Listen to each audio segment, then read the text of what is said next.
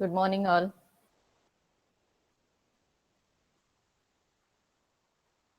Good morning, ma'am. The screen is visible. Yes, ma'am. Okay, fine. So today we will start with the sequential statement. Yesterday we have seen the concurrent statements, different types of the concurrent statements that we can write using a with select when else clauses. Okay, so for that concurrent means all the statements that you write after the begin and before the end of the architecture will execute parallelly. Fine. So now we will move towards the next category of the statements available in VHDL, that is the sequential statements. Okay. Always keep in mind VHDL itself, it is in concurrent language where all the statements will execute concurrently. The only way where we can write a sequential statements, it is a process block. Okay. So we will see the basics of that particular process statement and its characteristics. So it is executed, whatever the process, it executed one after the another in order in which they are written. So the statement inside the process block, and those sequential statements will appear only in a process. Okay, only in a process. You can't write any of the sequential statement outside a process block. Only sequential statements can use a variables, because variables you declare only inside a process, and that can be used by the sequential statement. Fine. So process is a primary concurrent VHDL statement used to describe a sequential behavior.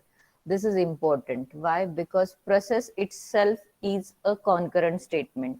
Means if you write a two different process statements in your code, then both of the processes will execute simultaneously, but the statement inside a process will be executed sequentially whenever there is an event occur on that particular signal. Okay, the statements in a process are executed sequentially in zero time. All the processes in an architecture behave concurrently. Fine. Process repeats forever unless suspended. This is important. Means we can say when the process starts its execution, or when the concurrent statements get executed. So what is the answer? For concurrent statement, whenever an event occur on any of the signal given on the right hand side of that statement, then that particular statement starts its execution. Similarly, process, when the process starts its execution, whenever the event occur on the signal mentioned in its sensitivity list. Okay, what is that sensitivity list, that we will see. So this sequential statement actually do not generate a sequential hardware. Okay, so whatever the logic generated or hardware generated with the help of a sequential statement, that is not synthesizable. Fine. So how to write those kind of the process statements, we will see with the help of examples. So two types of the processes, combinational and the clocked. So two different types of the processes you can write for this digital signals. Why?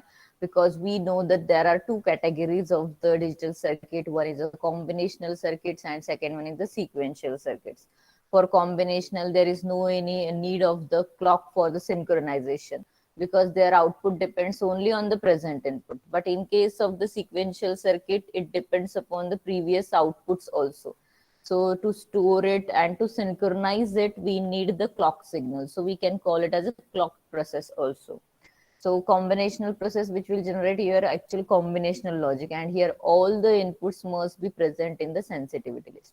So whatever the code you are seeing in the square box, so that is related with your simple example of the combinational process. So what is there inside a process? See, this diagram is shown where there is a one AND gate is there and one OR gate is there. Okay, this is OR gate and this is AND gate. There are three inputs are there and one output is there. If you write its entity, there will be A, B, C, which are the input, and X is your output. Okay, so for this particular circuit, if you have to write its code. Now here it is mentioned in the form of the Boolean expression only, but we have added it inside a process. Fine. So here process is a keyword, and after that in bracket we mention the ABC. So what are these ABC? These are nothing but the input ports. Okay, ABC are the input ports, and we call it as a sensitivity list. We call them as a sensitivity list, means the list for list of the input for which your process is sensitive. Okay, it means that whenever any one of the input or all of the input changes from this list, then that process starts its execution. Means here, if your A changes its value, then it starts its execution. Suppose initially A, B, C, both all the three are one. Okay, A, B, C, all the three are one, and so process will start initially its execution whenever it changes a first time. After that A changes, okay, but B and C remains constant. Then what will happen, as A changing its value, so A changing its value, so again process will start its execution again. So the point where any one of the signal from this given list changes its state, process starts its execution. Okay, that's why this repeats forever. The process where execution of the process repeats forever. Then after that you mention a begin keyword which in which indicates the starting of your statement, sequential statement, and there will be the end process, and whatever the statement you write in between that, all will be the sequential. Now for right now for this example, this is one of the Boolean expression. Only one single statement is written which is giving you the relationship between the X and its input. Okay, A and B or C. Fine. So this is this general syntax of your process block. So process will be the keyword. After that, you give the sensitivity list parameters. Then there will be a begin keyword. Then you list out all the sequential logic, and there will be the end process. Okay. Next example, let's see. Now here one again complete is shown, means where your actual process will be there. Architecture, it will be as it is defining a functionality, so it will be inside an architecture only. Architecture, name of the architecture is sequential of multiple ease. Now after this architecture statement, whatever you write in between begin and the architecture statement, that is your declaration part. Okay, and where you declare the different signals. So this is your declaration statement. So what you are doing, you are describing the intermediate signals like a Z, A, B, C, D something, and with its data type is given. After that, begin keyword is there, which indicates your starting of your concurrent statements. After that, you have written a process. Okay, process, and then its sensitivity list. A, B, C, D are the input ports. Fine.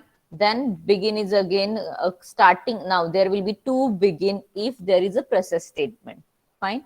So here Z equals to A and B, Z equal to C and D.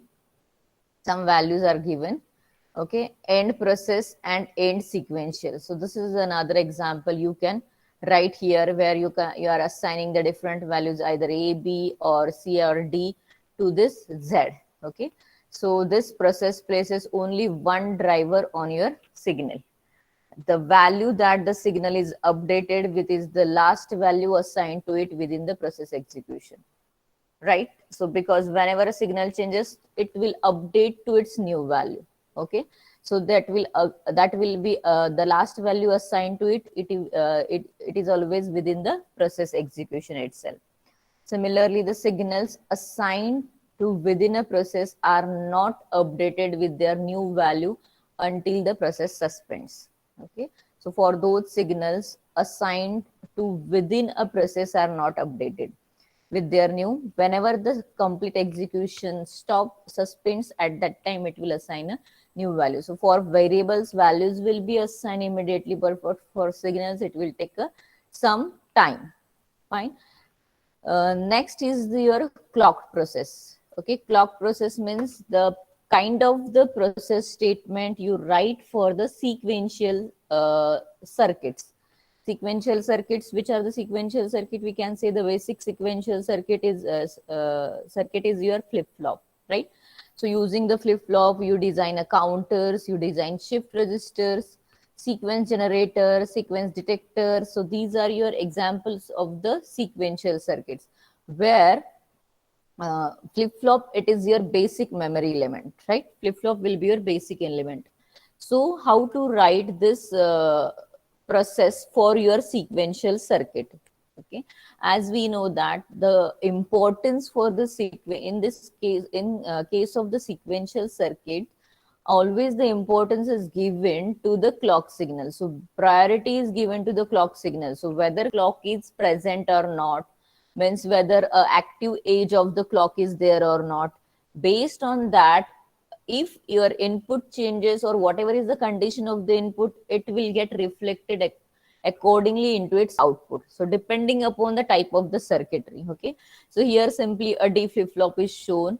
So for D flip flop, there is only one input, which is a D, output Q, and in addition to that, we can have a clock signal. Okay, so how this D stands for delay, right? D stands for delay flip flop. So whatever the input you apply, how is the working of this D flip flop? Suppose this is my clock signal. Clock is nothing but here simply a square wave, right? So that can be either positive age triggered or the negative age trigger. Let's say I'm considering it as a positive age trigger. So positive ages I am marking with an arrow. Positive means the age which is changing from 0 to 1. Okay, so this is my clock signal, and I am saying that this flip flop is positive age triggered flip flop. Okay, now next in waveform I am drawing. See, I am randomly drawing this waveform to understand how will be the output of your flip flop. Fine. So this is my D input. Now based on this clock and D, you must be able to find out the Q. Okay, Q, that is the output of the flip flop. How the flip flop works? So it depends. It always checks the clock edges. So we need to mark the clock edges. So here I am marking the edges of the clock with the help of the dotted lines. Fine. So these are the clock edges. So if it is a positive age triggered, means what? Positive age triggered means the output of D flip flop will change only at a positive age depending upon its input. Okay, and D means delay. So whatever the input is present, that will be transferred as it is to the output. So here in this case, if you see, this is my first clock pulse. So before this first clock pulse, my Q is 0. Okay, Q is 0. So at this clock pulse, what is D? What is D? D is 0. So Q will be 0. So it will be 0 till the next clock age. Okay, so I have drawn a 0 only. So this is 0. Now at this next clock age, what is the D value? Now you can see at this instant your D is 1. Okay, D is 1, so Q will be also equal to 1. Till what time it will be 1? Till the next clock age. Fine.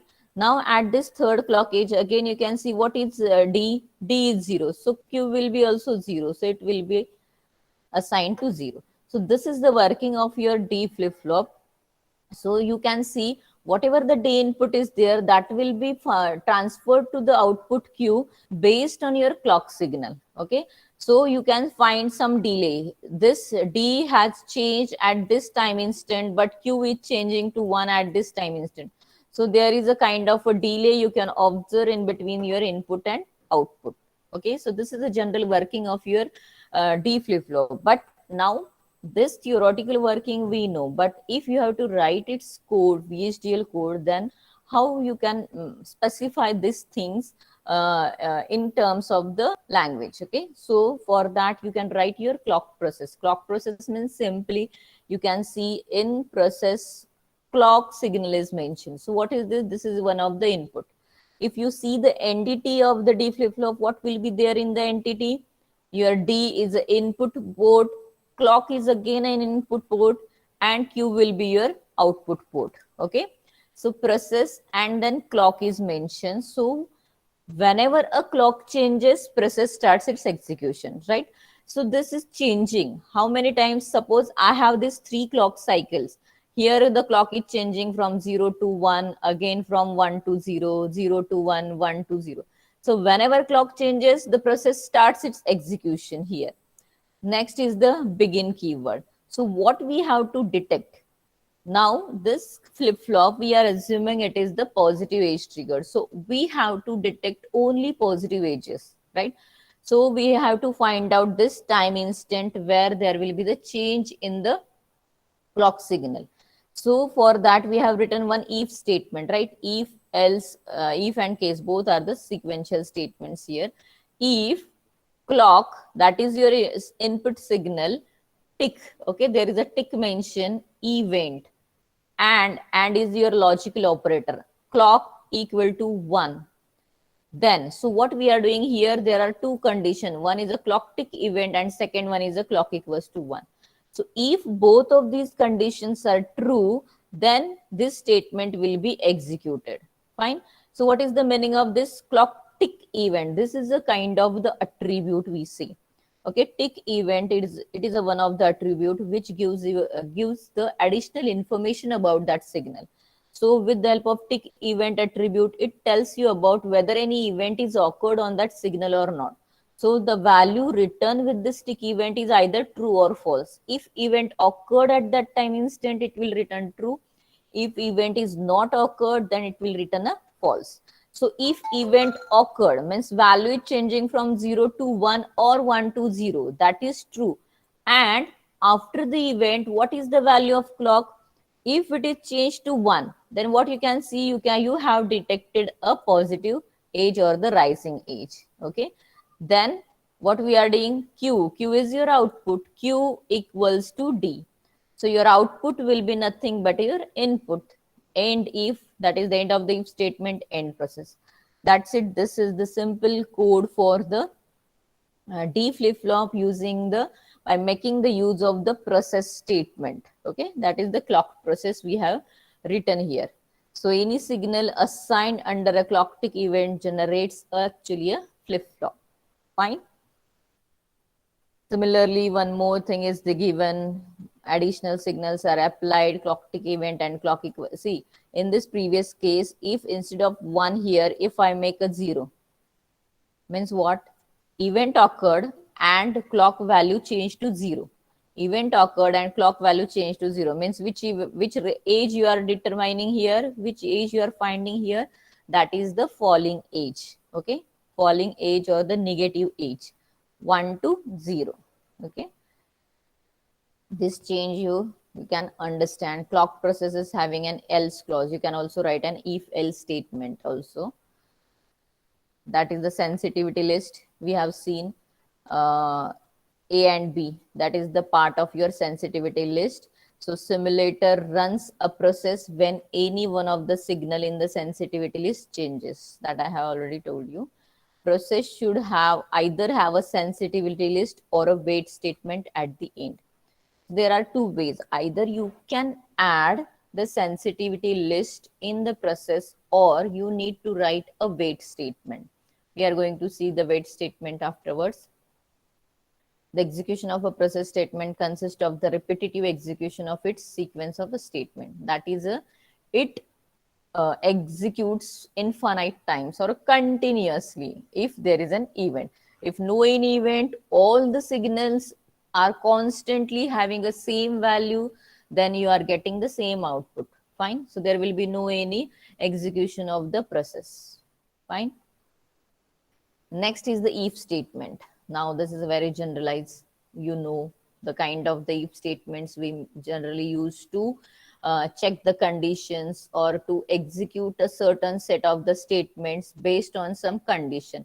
If condition is true, the statements will be executed or it will perform certain task. If condition is false, then it will perform another task. Okay, this is the basic logic behind this if else statement. So you write always if is a keyword, you mention a condition, then keyword is written, then you write a sequential statements, then you can also add the else clause. Okay, in this else, again, suppose if is means you have to combine a multiple conditions. Multiple condition. Then what you can do? You can write ELSIF. Note it down. This keyword. This is simply a combination of else if. Okay, this is nothing but a combination of else if. So instead of these two words, you can combine it using a ELSIF, only one word. Okay, that is the else if. So if statements evaluate each condition in order. Means first this will check condition 1, then condition 2. Statements can be nested. You know, nesting means if inside if. That you have done already. Else, in this else part, you are writing an if. So this is a kind of the nesting structure. It generates a priority structure, right? Priority, why? Because here the priority is initially given to the condition 1. Based on this, it will based on this condition 1, it will tell you about whether condition 2 will be executed or not. So whatever the structure generated or hardware generated, it will be a priority logic. Corresponds to when else command in the concurrent part. So same thing you can also implement using the when else clause of that concurrent statements. Example is shown. If x is 0, 0, then z equals to a. ELSFI, if x equals to 0, 1, z equal to b, else z equal to c. So in this way, simply you can write an if else statement. Okay. You can find more examples. I will share you the PPTs. You can go through it. Next is the case statement. Okay, case statement here. You can see we have written a with select also in case of the concurrent statement. So this is a kind of the similar thing you can write using this sequential statement, or you can find a similarity with your switch, right? Switch statement in your C or C++.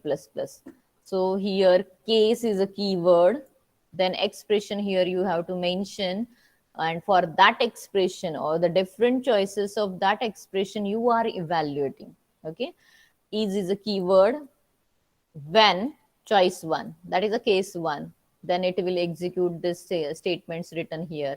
For choice 2, statements written in the second block. When others means what? You can say this is equivalent to your default in the switch case, right? Means if no any choice matches, then it will execute the default statement.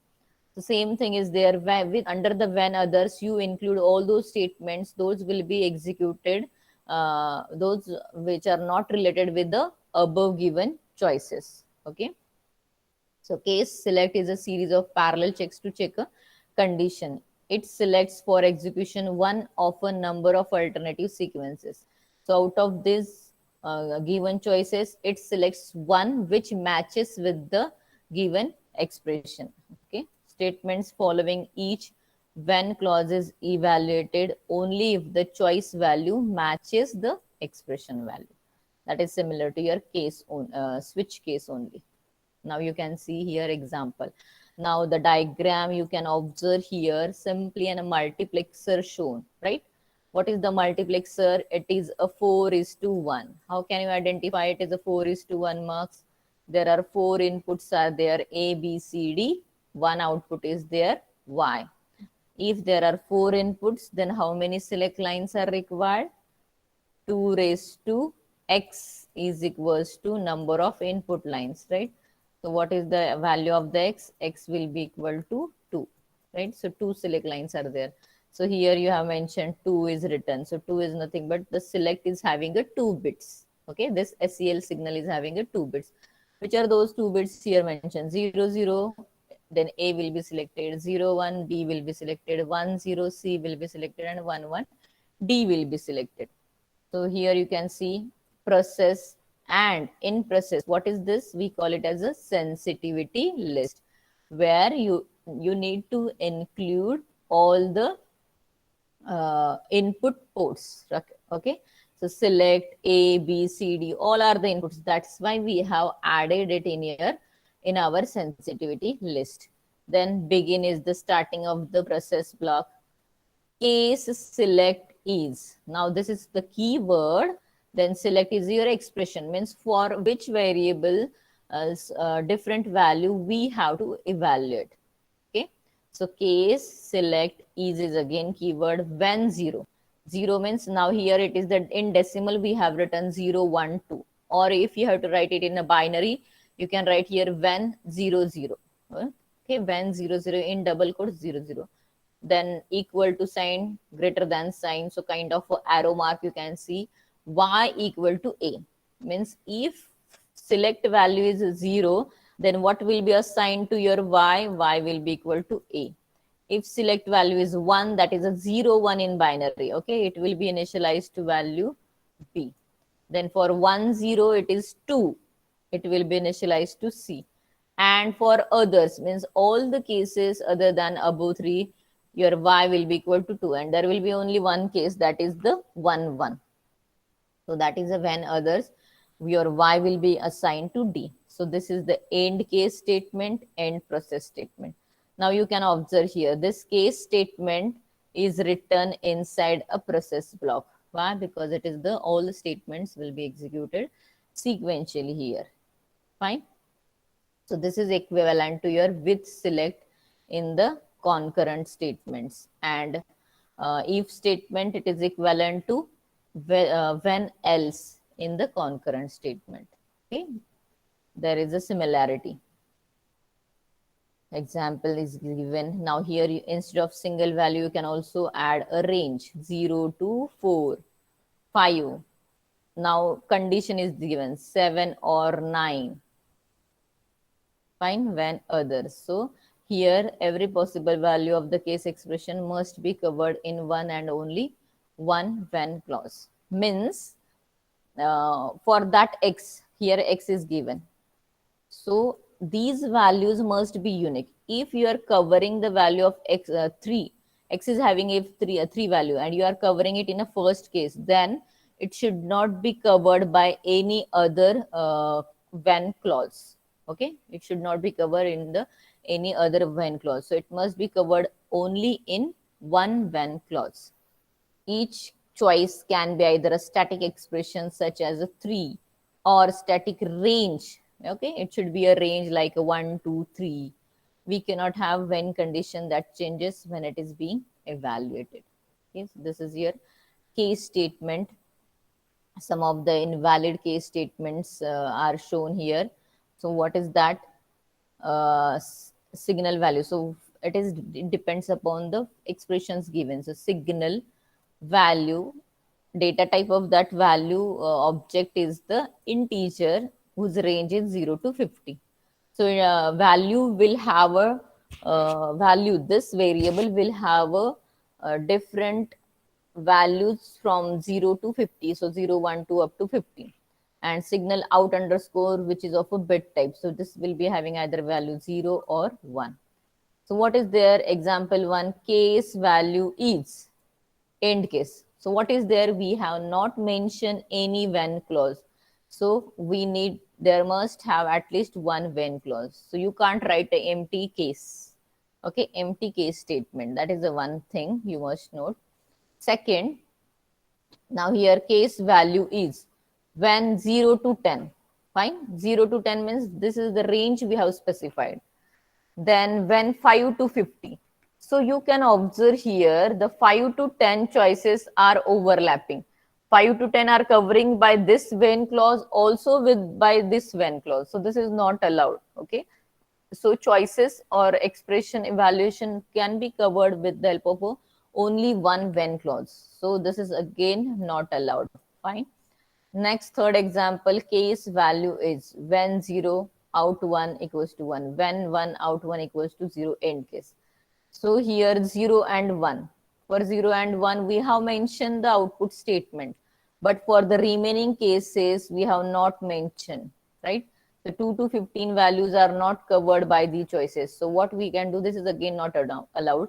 So you need to mention it with the help of a when others clause compulsorily. Okay, so you can write one more statement when others, and you can specify all those specify whatever the condition. So you can assign it either to 0 or 1 based on the designer choices. This was the case statement that we have seen. Next is the null. Null means does not perform any action, right? So can be used to indicate that when some conditions are met, no action is to be performed. See, we have written when others means if any other condition other than the mentioned clauses, then what it should perform nothing. There should not be any action. So we have written here null. Okay, so you can write a null. So this is the null statement you can add in your code. Fine.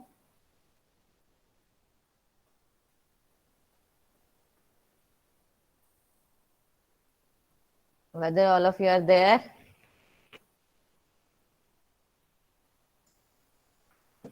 We have to again Yes, start Yes, with ma'am. ma'am. the packages there. See, all this you can find the kind of the language construct we are studying.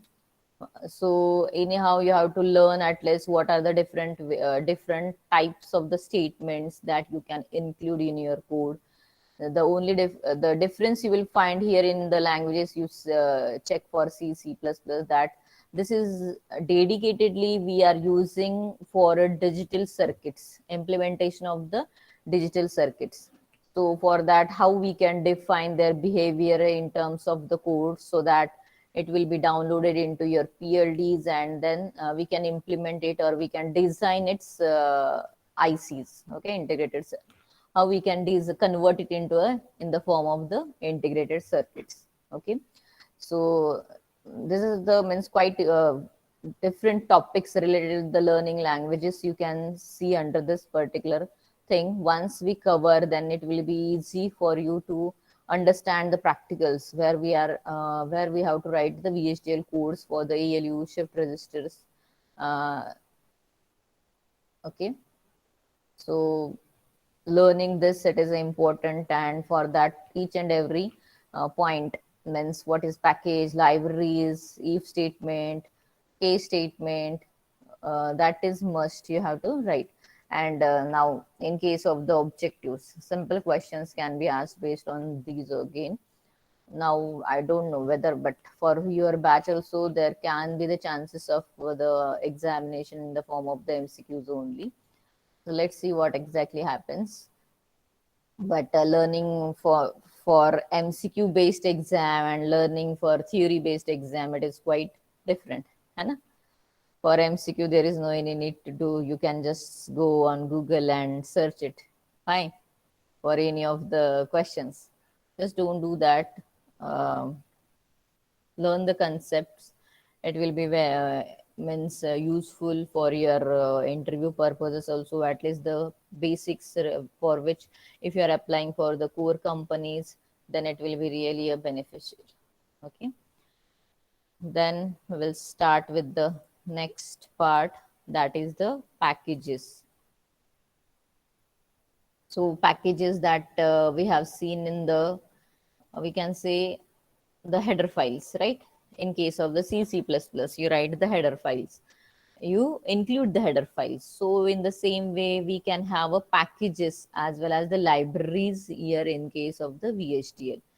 So you can write, there are the built-in packages also, and you can also write your own package too, or the user-defined package, where you can list out all the frequently used declarations, functions, procedures inside that package. Okay, so what is the package contains? It always contains the frequently used declaration, so we can avoid the repetitions of the data, right? Simply writing a same code again and again for all the modules, we can stop it and we can just put it in some package, and we can directly import that package in our code. So this is a good programming practice. So you can include those frequently used data inside a package. So these packages are having actually two part. One is the package declaration and second one is the package body. Means if you have to write any package, you have to create any package, then you need to write these two parts. One is the package declaration and second one is the package body. So how it will be exactly? that package declaration and the package body that we will see. So it is collection of definitions of constant data types, components, and the subprograms. So it is serves as a central repository of frequently used utility. And this declaration may be reused by any VHDL model by simply accessing the package. Now you can see here in this square box, you can see the example. Package is a keyword. Project underscore pack, this is a user defined name I have given to my package. Is a keyword. Then here you can mention all those declaration of the constant data types, subroutine, components, and end name of the project, the name of the package. So what is this? This is the package we have created, okay, and where I have put the all the frequently used or user defined data types, components that I needed for my another design or another module. And so, and this package I want to use in my new code. So how to make a use of that? Use, okay, use is a clause or the keyword work dot project underscore pack dot all. So what is this? This work is a library.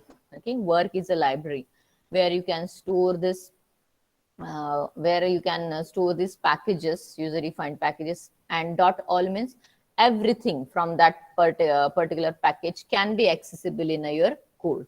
So there can be, you have written entity A, B, or C, depending upon the things you have added or the components you have added into your package. Okay, so the architecture accesses the component declarations in the package project underscore pack located in the library work via the use clause. Okay, use clause means if something there into the library and you have to use it in your code, then you have to make a use of this use clause. Okay, use clause. So we are using the contents of the package from respective library in our code. Fine. So use clause placed just before the architecture body statement. Example is shown again. Package example underscore pack is. Now what is this? These are the different declarations. So what is there in this package declaration? There is a one data type, enumerated data type is there, one component is declared, one constant is declared, and one function is declared. So these are the contents of this package. Fine. And example underscore pack. Now this is the library design underscore lib. This is the library clause. And from this library, what we can do, we are using this example dot pack.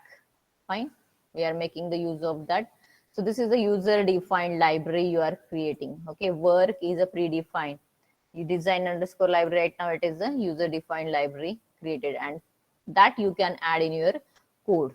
Okay, so here you can start with your entity exam is, so that will be your entity architecture pair, and this will be your contents of the package that will be accessed by this a particular entity or architecture pair. Okay, so that was this thing. It is simply a declaration, right? This is a declaration, but we have not provided their definitions. So package body, it is the part where you used to store the definitions of the functions and procedure. See, for data types, for constant, there is no any need of the definitions. But if it is the function, if it is a procedure, if it is a component, then you need to write down its definitions too. So printf, it is a function which is defined in the stdio.h. So its definition is provided by its respective .h file. Fine. So here also you can write the package body where you can define your functions and the procedures. Okay. So how to write a package body is shown. Package space body of which package? Example underscore pack. So this is the name of the package. So same name you need to mention here, is. Then what is this? This is your function definition. Okay. This is your function definition. So whatever the functions, if I have mentioned here function integer to bit, so that's definition of that part, it is given here. So that is your package body. So package declaration and package body, these two things you need to include uh, while writing the package. And important is you need to import that package in your code using the use clause. Fine. Again, one more example is given where it is the logic underscore OPS is the package name. You are declaring one component, another component, third component, right? So one is a component of AND gate, OR gate, and the NOT gate. And you are using, you can use that. See, components you have declared in this package, okay? And this is your code where you have written the entity, and this is your architecture. Fine. And what you are doing, use is a key clause, work where logic underscore OPS package is there, and in that package components are declared. Okay, I have shown you while seeing the half adder code. I have included all those sum and carry, sorry, AND gate and XOR gate component in the architecture itself. Now here you can find there is no any component declaration. Why? Because it is there in this package, and you are importing or you are using that package in your code. So declaration is not, there is no need to mention the declaration of those component here. So simply you can find this component instantiation statements are there, where you can find the linking of the code with this port mapping statements. Okay. So this was your packages part. Next is the libraries that we will cover into the next lecture. So in next lecture, we will see the libraries and function and procedures. This is one of the important topic.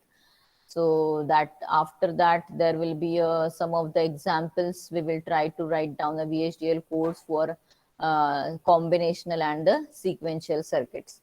So this will cover almost maximum part related with your VHDL.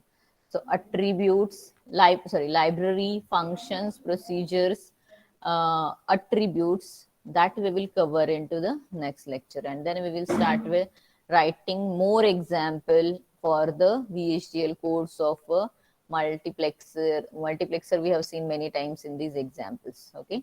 Comparator, then how can you write it for the counter, ALU, shift registers, that we will see. Okay, so this will cover your actually your first unit. Give the attendance.